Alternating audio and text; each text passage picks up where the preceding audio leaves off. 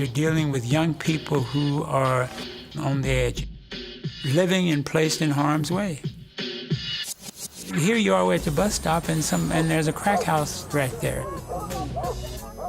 And after a while, it becomes a way of life. Some of these kids fall so behind in school that they feel it's hopeless to do. I cannot catch up.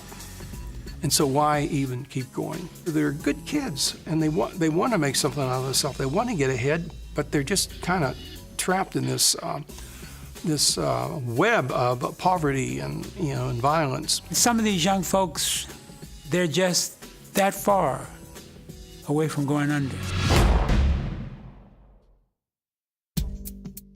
The Urban Rangers are kids from the central city, mostly African-American kids living in a pretty at-risk environment. They spend 8 weeks in the summer repairing and painting homes in the inner city, mainly for poor people or single moms and things like that. Well, initially I was interested in the revitalization of the neighborhoods, the houses.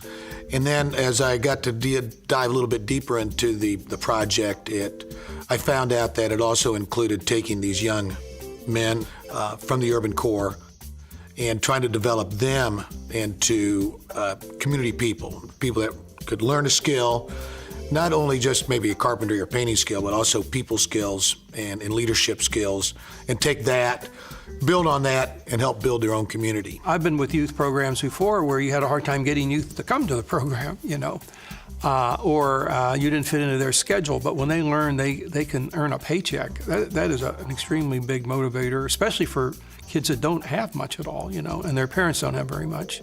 Giving young people something to do and an initiative and where they can feel good about themselves and stand and look back and say, look what I participated in, look what I did.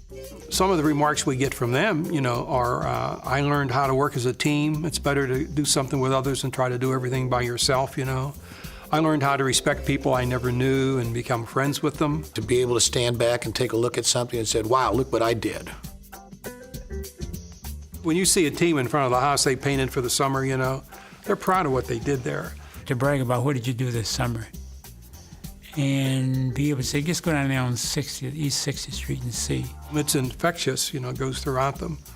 And it also shows them the possibilities they have. That's the worst about being a kid in a poor neighborhood, is you don't know what the possibilities are.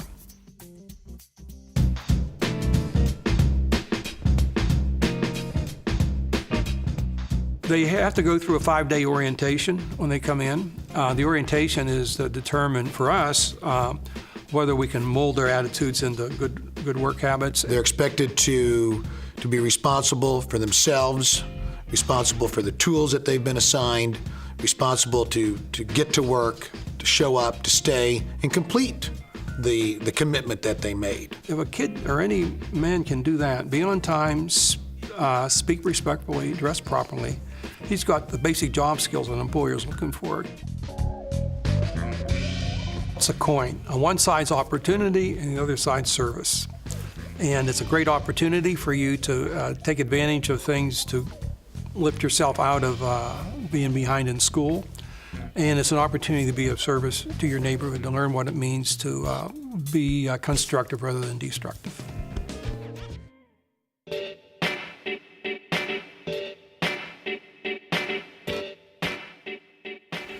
There have to be those of us who step up and say, I'm willing to try to make a difference. It's as close as you're going to get for dollar return on your investment in the community. Reaching across racial, ethnic, religious, socioeconomic lines to really, truly be our brother and our sister's keeper. Just do something. Just do something, and then a whole world of opportunities, possibilities will open up for you. And especially if you get to understand these kids. We're not a charter school, or we're not a church, and we're certainly not their family, but if we can make that neighborhood better, that's going to be a major factor in most of them making it in life.